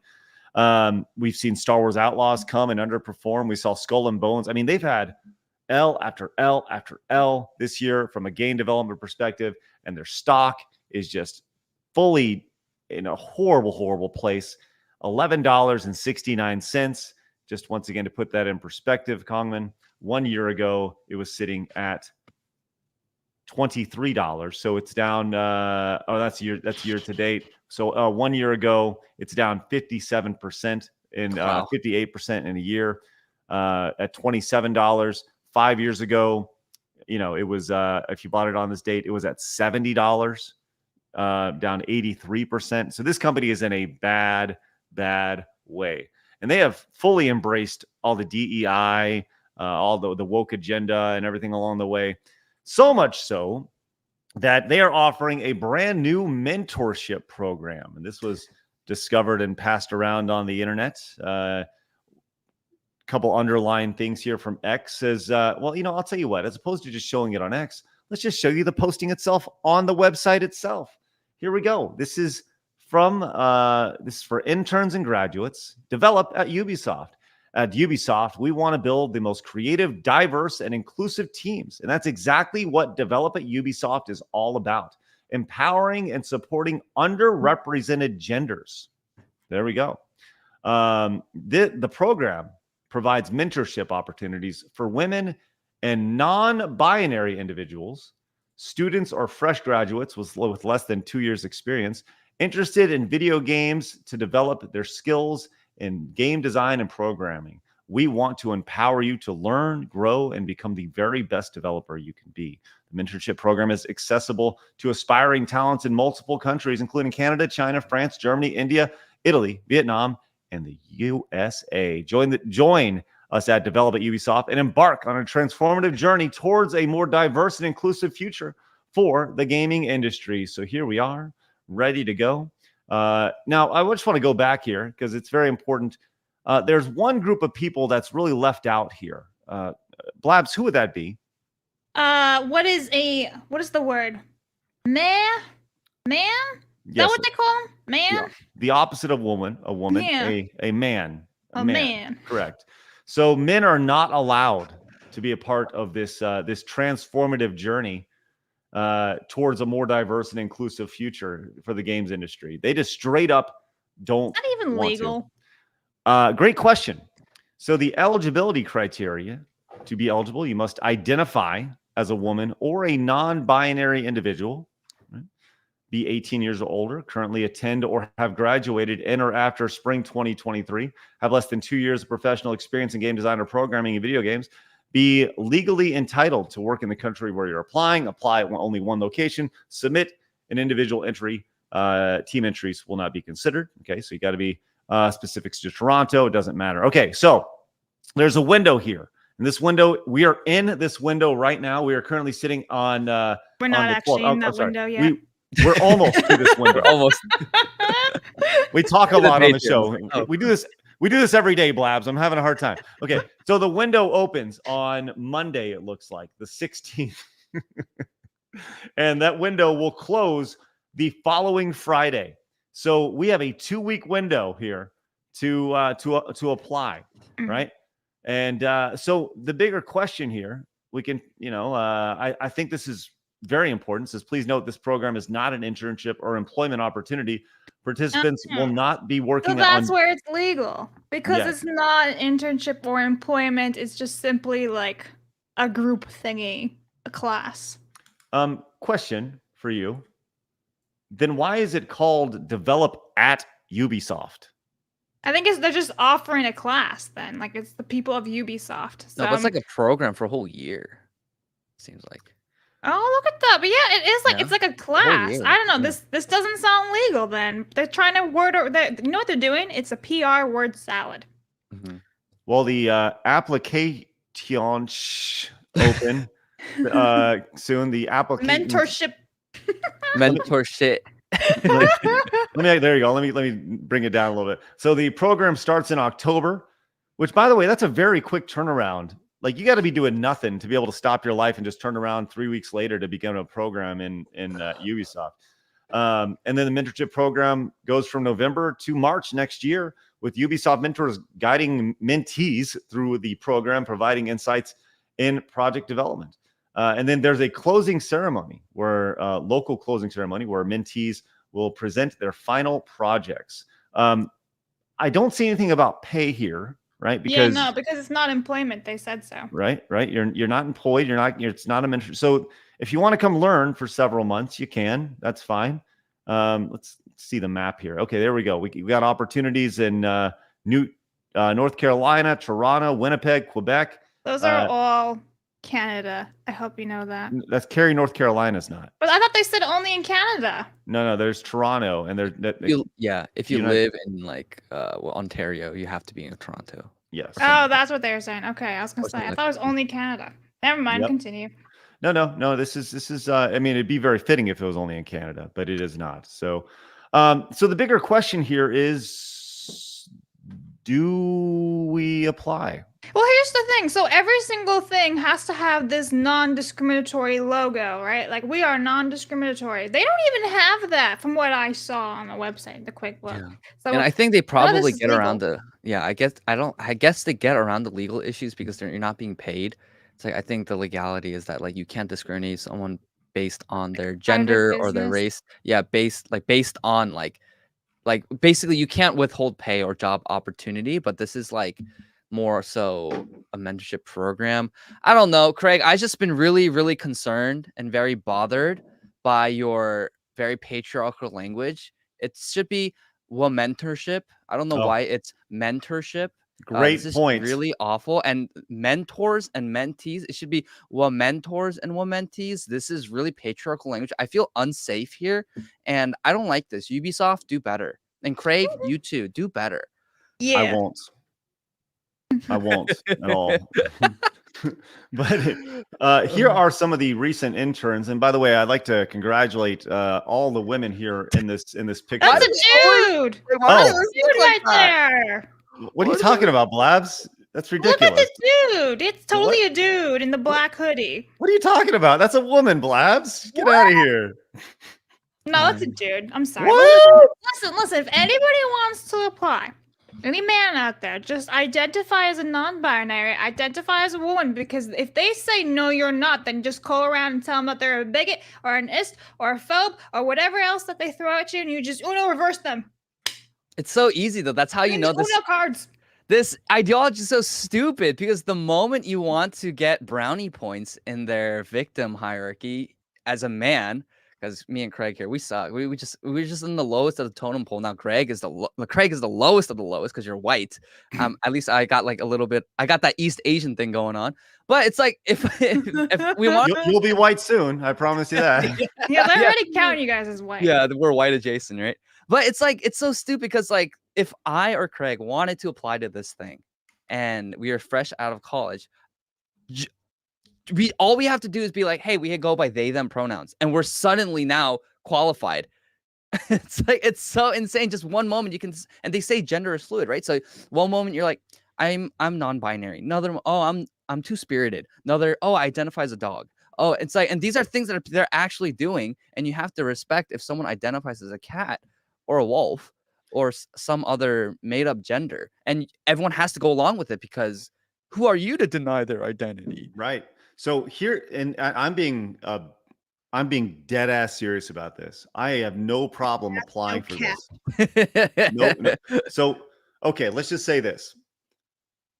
What if we apply, and by we I mean they, them, me, right? Me, they, them. What if we? Yes, us. What if us? Everybody in your head. We all apply, all of us. I mean, after all, I am a black trans woman. So I think it is important. Yeah, very much so. That's how I identify. So, but I also don't feel comfortable with my current image. So let's just say I used AI to make a more accurate representation of how I feel represented, right? Amen. And when they ask for a picture, that's what I present to them, right? And let's just say hypothetically, I got an interview, and during that interview, I showed up as a man, which I don't identify as at that point, but I look more like me, my physical representation. And let's just say hypothetically, I was recording that as well to see the response. How do you think that would go? I think that'd be a shite show. That they'd be like, they wouldn't know what to do. It's like if they're like, your image does not fit. You don't actually look like what you sent us, and it's like, are you denying my reality right now? Exactly. And they'll be like, oh, I'm sorry, I didn't know. Yeah, it's like, do better. You need to go better. You need to do better on your transformative journey. I don't like how you are cisplaining to me. You're a cisgender woman. I am, it's just, there's so many ways we can just get him in their own idiocy. Uno reverse them. Yeah, they'll be like, oh, sorry, I didn't know that. Yeah. I'll do better in the next time. I'll be more mindful. Yeah, it's so funny. Well, I got to be honest. I think that I may actually apply because I do identify as a young woman out of college. So I think that I may actually apply, and we'll see what happens. That'd be so funny if you actually get into like the interview process. 100%. And like, Blabs, you should apply. You should do it. Did you just assume my gender? Oh, sorry. Please be more mindful next time. I'm so sorry. I'm so sorry. Well, this is not. Oh, go ahead, Kangmin. Oh, I was just gonna say my cis hetero patriarchal structures that oppress me, and it's been so internalized misogyny. I just like, just the internalized misogyny. I'm so sorry. I'll do better. I'll do the work. I'll do better. I'm gonna tell you this right now. I know for a fact, just by me saying that, someone will clip that and someone will send that over to Ubisoft. Right, and I'll be like on the watch. But you know what? I got to be honest. They're going to need to go through those applications with a fine-tooth comb, because I promise you, like, there's going to be all sorts of they, thems, and he, she's, and there's these, thems, and all sorts of stuff. And you don't know which one's going to be the Joker, and it may be me. But here's the thing.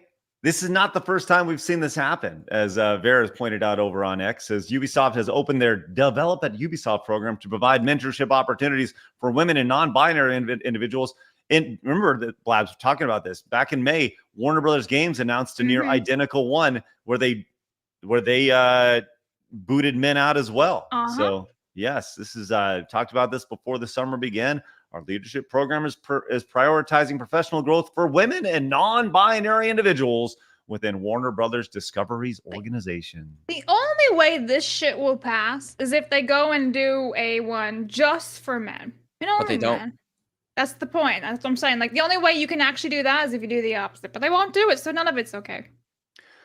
Kangmin, I think we all should apply. We should. Yeah, let's all apply together. I'm a minority too, so I have that going for me. Yeah, Right. yeah. Koreans make up 0.6% of the U.S. population. We are a minority. We've been oppressed for so long. It's time That's to your make our opening voices statement. heard. I'm tired of that oppression. I'm Me tired of too. that. Me Craig too. identifies as a Korean rooftop now. Yeah. I learned about that last time. That was good. That was a fun show. All right. Well, we'll see what happens when applications open on Monday. All right, let's move on. We have so that'll be interesting. So they're creating jobs over at Ubisoft. I'm sorry, they're not creating jobs. They're creating opportunities at Ubisoft that they don't want to pay you for. Microsoft is just straight up done paying people, as they have laid off 650 people from its gaming teams. Yikes! Not good news yesterday, as it has been a absolute bloodbath here in 2024. And here's the larger article, thanks to PC Gamer. Says, by the way, politically correct gamer over here. Says Microsoft Gaming's post-acquisition bloodletting continues as 650 more staff are set to be laid off for, quote, sustainable future growth. Right, sure. So once again, Microsoft will soon, depending on when the latest round of layoffs are actioned, have let go of 2,500 total staff since they bought Activision Blizzard for $69 billion.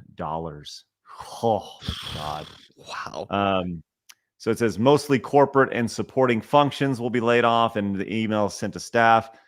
Phil Spencer, who's the head of Xbox, noted that the removals were, quote, part of aligning our post-acquisition team structure and managing our business.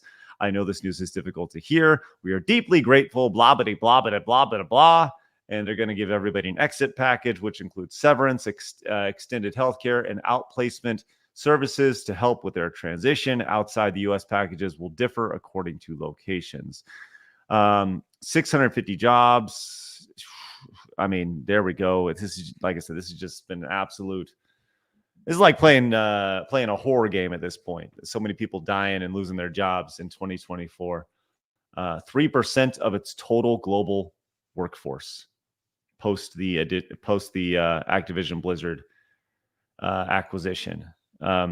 Yikes! I guess that's all I can say about that. Kangmin, you got anything on that? Well, for me, I'm shocked that there are thousands of employees in Microsoft for gaming. It's like, with all of those employees, like, what are you even doing? Like, it's like, what are you even doing? This is why Elon Musk came into Twitter and fired like 85% of the employees, because they were literally there just lounging around doing nonsense. And I feel like that's most of these tech companies, that they just have so many employees lying around doing nothing. I feel like low key, it's actually better for Microsoft to cut all these people. And I know a lot of the people that they're cutting is a lot of, hopefully from what I hear, it's the DEI people, it's like the HR people, it's like the people who just are there and they don't do anything and they don't do much to actually create a product or create a new product. They're literally there just to sit around and lecture people or talk to people. And I think it's fine. I hopefully this is actually a broader movement towards realignment, hopefully. But again, I don't have my hopes too high, just because I know a lot of the corporate overlords over at, Sony and Microsoft and all these places, they openly hate, and like you see it with all the initiatives that they do, they hate straight men, typically straight white men, right? And they are still pushing this stuff, even as they fire the employees. So I don't know. We'll see. We'll just have to see. You can look at it one or two ways. The idea, I mean, as soon as Soul Silver says, I doubt the DEI people will get fired at Microsoft. You don't know, right? There may be crossover there. A lot of this is redundancies, right? When you have a major acquisition where a company with thousands and thousands of employees joins another company with thousands and thousands of employees, you're going to see redundancy, right? So to blame this solely on, the failure of games performance or whatever, that's not exactly fair, and just in a corporate setting. But this doesn't make it any easier for these people. And we've said many, many times, like, look, nobody wants to see anybody lose their job. Like, I hate seeing people lose their job, right? But when this happened, a lot of people who had stock in a company, right? You buy stock in a company like Activision Blizzard or whatever, and before you are paid out for that stock in a major acquisition. So hopefully the people who were rewarded for that acquisition, whether you're an employee or if you're an employee, hopefully you did make some money on that. And I would imagine they're probably going to get a pretty beefy severance package, probably a year or so. And they said extended healthcare and stuff. So there's a nice little, golden parachute on the way out. Now it doesn't make it any easier, but it just, this is just a sign of the times. People talk about how great the economy is. Tell me more about it, right? As we go to our gaming industry layoffs page here, this has not been updated with this, but after you add in the 650 more employees, this will be over 12,000 total people who have lost their jobs in the gaming industry just this year. That's wild. And we're not even done yet. That's right. And once again, in comparison to 2023, we are outpacing 2023, and we surely are outpacing 2022, 8,500, 10,500, and then already 12,000 in 2024. So it's a mess, man. The video game industry is a mess right now, and it's represented on all sorts of things. Now, the announcement of this came down, and Microsoft last time they had the big firing, big layoffs. They were really dumb, and the same day they had those layoffs, they put on social media a trailer or a promo for a controller called the Feel the Burn edition. Oh yeah, I remember that. That was the last time. Yeah. Mm-hmm. So hey, it's a sick controller. I'm not gonna lie. Right, and this came from Microsoft. It says, I understand that Microsoft is even going dark on social media today. This is as of today, instructing Xbox employees to cancel scheduled posts. Last time Microsoft announced Xbox job cuts, it still launched a fiery themed controller with a Feel the Burn slogan, which generated backlash both publicly and inside of Microsoft. Lots of employees expressed their dissatisfaction over the Xbox controller announcement mistake in post on Microsoft employee-only messaging at the time. So they're saying, hey, nobody post anything. We realize that we're firing everybody today, but don't go out there and be promoting any sort of new products we got going on along the way. So I could have sworn that when they did like the acquisition, that it was for like job assurance and that this would be like the right move and everything. But now I can't seem to find anything. So I guess I misunderstood it, but I'm just like, way to go, Microsoft. You did great. I don't buy that, Blabs. I don't think you misunderstand anything. But I can't find the research, so I don't know where it went. I know. I'm just playing. You misunderstand a lot, and I love that about you. That's great. All right. All right. Let's go and continue on. You are racist.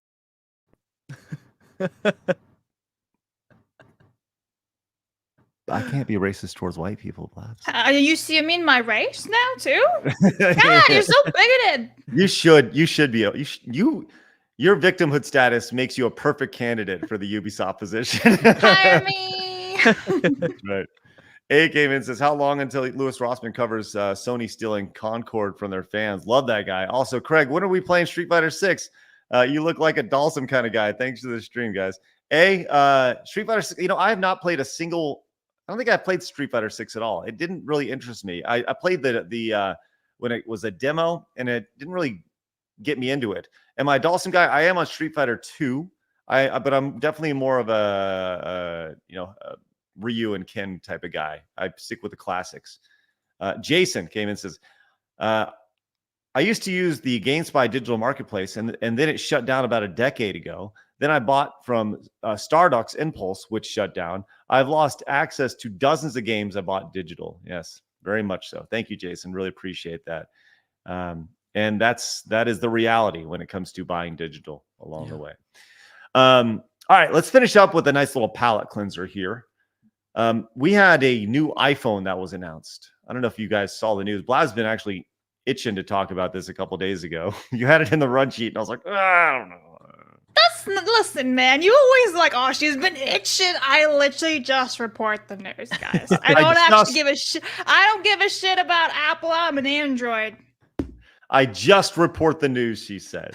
I just report the news. Well, I'll tell you, before we get to this last little bit of news, I want to encourage everybody, if you guys get any value from our show, how about you become a member over at sidescrollerspodcast.com. The landing page looks like this. You head over there, you can log in and ultimately become a member. Right now, we talked about how coming up on Monday next week, we got the amazing Golden Age documentary, the documentary about GoldenEye 64 debuting exclusively for supporters over on the website. So head on over there. Once again, just a little sugar on top.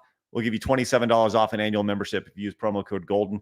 Go over to sidescrollerspodcast.com and support us over there if you guys get value out of our show. Also, speaking of value and receiving things, you can head over to sidescrollersmerch.com and pick up some of our brand new merch. We have a few new shirts available. Check it out right there. We got some Halloween themed shirts, the sweet Side Scrollers tee, as well as this one. Blabs, you like this one, right? Oh, that's it. I do like those. They're so cool and they pop. Yeah, they're nice. We also have our White Dudes for Gaming shirt, Kangmin. I need to get you that one. Which will good. As well as our Make Gaming Great Again hat, which I've seen those popping up on social media. So if you guys want to go pick some of this stuff up, lots of great merchandise over there, including some of our classic logo stuff down here on the bottom, if you guys like that. So head on over there. And, maybe we need to get an iPhone 16 phone case put together as well with the new logo on it. But head over there to sidescrollersmerch.com, pick up some merchandise and show some support. Okay, our final thing of the day. We talk about iPhones because they just announced a new iPhone. But I'll tell you what, it's always the biggest and best. But don't take it from me, because according to this video, they've been saying the same thing for 16 years. I don't know if you've seen this video being passed around. This is from every single one of their presentations. I'm really excited to tell you about an entirely new version, the iPhone 3GS. Because this is the most powerful, fastest iPhone we've ever made. We're introducing iPhone 4. This is, beyond a doubt, the most precise thing, one of the most beautiful things we've ever made. Today, we're going to introduce iPhone 5. It is the most beautiful product we have ever made, bar none. This is iPhone 5S. The team has carefully considered every detail to make this the most beautiful phone ever made. These are the new iPhones, the iPhone 6 and the iPhone 6 Plus. They are, without a doubt, the best iPhones we've ever done. Introducing the iPhone 6S and the iPhone 6 Plus. The iPhones you are about to see are the most advanced iPhones ever. This is iPhone 7. iPhones that we have ever created. iPhone 8, the highest quality video capture ever in a smartphone. This is the most powerful and smartest chip ever in a smartphone. This glass is the most durable ever in a smartphone. This is iPhone 10. It is the biggest leap forward since the original iPhone. This is iPhone 10s. It is the most advanced iPhone we've ever created. The iPhone 11 Pro, and these are the most powerful and most advanced iPhones that we have ever built in a stunning new design. This is iPhone 12 Pro, the largest display we've ever shipped in an iPhone. iPhone 13 Pro, these are the best iPhones we've ever created. iPhone 14 Pro and iPhone 14 Pro Max, the best iPhones we've ever created. And iPhone 15 Pro, these are the best, most capable. Are they doing that on purpose? That they just recycle their shit? Yeah. Statements? Like, that's bad. That's It reminds me of awful. Trump when he says it's the greatest economy ever in American history, the worst president ever in history. I'm the best ever, best ever. Right? I feel like they would sell more Apple phones if they actually promoted like Alvin and the Chipmunks. Yeah, just the idea of these crazy superlatives. Voices. It's the best. It's always the best economy, the best president. It's the best iPhone, whatever. It's ridiculous. So yeah, it's huge. That's right. This iPhone's going to be huge. Oh Lord. So there you go. Nice little palate cleanser to finish the show. Just know that when you get the new iPhone, it'll be the best. Congratulations. Best ever. That's right. The most It'll probably powerful, be bigger than my fastest face. iPhone ever. That's right. Well, there you go, man. What a fun journey we went on today. You guys have been great. So we got some support we got to get to. A lot of super chats. We appreciate your super chats. We see everyone. We see all your Rumble rants along the way, and we're going to read them all because guess what? They allow us to do this on a day-to-day basis. So thank you very much. Whether you're just tuning in or not. So we do like to give our guests the opportunity to bounce when we get to super chats. Kangmin, if you want to bounce down, now's your opportunity. Yeah. I guess I will. Yeah. Tell everybody where they can find you, my friend. All right. You can find me on Twitter or X at Kangmin J Lee, and that's my personal accounts. And then my more spicy stuff, not like OnlyFans spicy, but like spicy as in controversial and contentious, not like weird spicy. Is Ooh la Kangmin la. Lee TV. Kangmin Lee TV. Let's So go. yeah.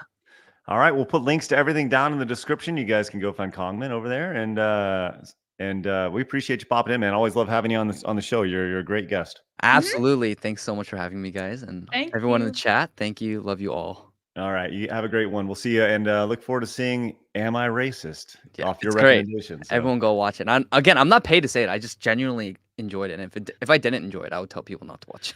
You shill. You paid shill. What'd they pay you? Matt Walsh is in your pockets. I wish. Yeah, I wish right, they were paying me. right. All right. buddy. Take it easy, everyone. God bless. All right, see you, buddy. All right, bye, guys. All right.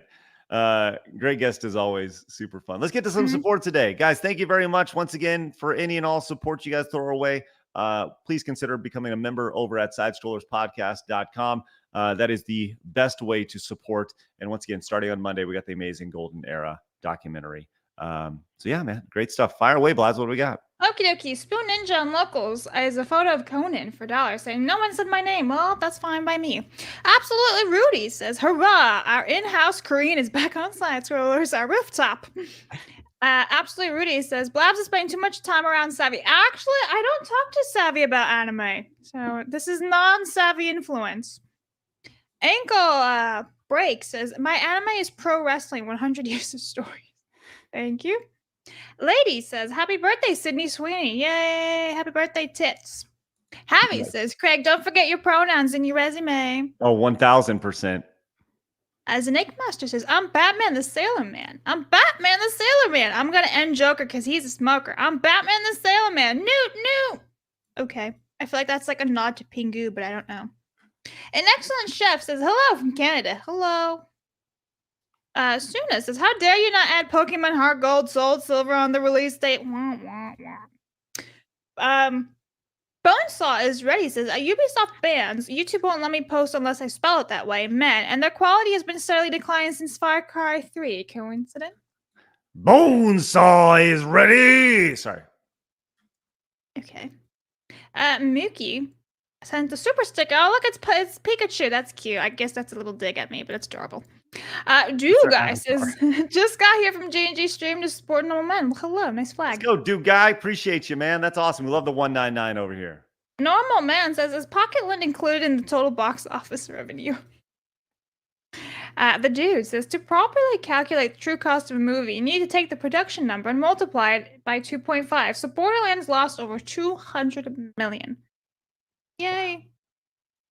Orthodox Monk says, you let us down, Blabs. You also missed Company of Heroes and Arma 3. And now a rare expensive PS2 game also released, Rule of Rose. Oh well, but thank you. Kyle Denson says, I was a little too on the nose. Fun. Oh my god, do you see the avatar? Thanks, Kyle. Is that me? Yeah. Oh my You're god. Craig Stallion. Stop it. Mastagawa says, it's mostly women because libs are all women, even though those XY ones. I'm glad libs usually forget about Filipinos because I don't want their representation. Yeah, isn't that great? Listen, everything about this is hilarious. I'm not gonna lie. Like your face over here, you're going crazy. Kangmin over here with it. And then last but surely not least, this horrible depiction of it's so bad. Just take it away. Mouthy says, rum soaked gummies, that's nothing, Blabs. Try cherry soaked in moonshine. I actually enjoy moonshine, but I haven't had it in like a decade. Norm says, these sugary monstrosities have gone too far and need to end. I'm Norm L. Man. I will never order these abominations. I feel like Craig should have read this one, but oh well. Certainly not 31. Not 31. $31 worth. Josh says, cheap vodka through Brita filter becomes fancy. Furious TV, 13% of the hooded shadow wizards on the server commit 93% of the dark summonings, robbing and killing people on the realm. It's a great way of putting it. Uriah says, I wouldn't mind remakes and remasters if it's faithful to the source material. Hobo says, unrealistic standards is she's not as ugly as me. I want you to reduce your standards so one day you'll find me attractive. Let's be honest. Not wrong. Norm says, knock, knock. Hello, are you stuttering, Craig? We are with Sony. You know why we're here. Get 2 copies. That's right. That's why. Norm says, imagine a post-apocalyptic future where copies Concord become the new form of currency. Doubt.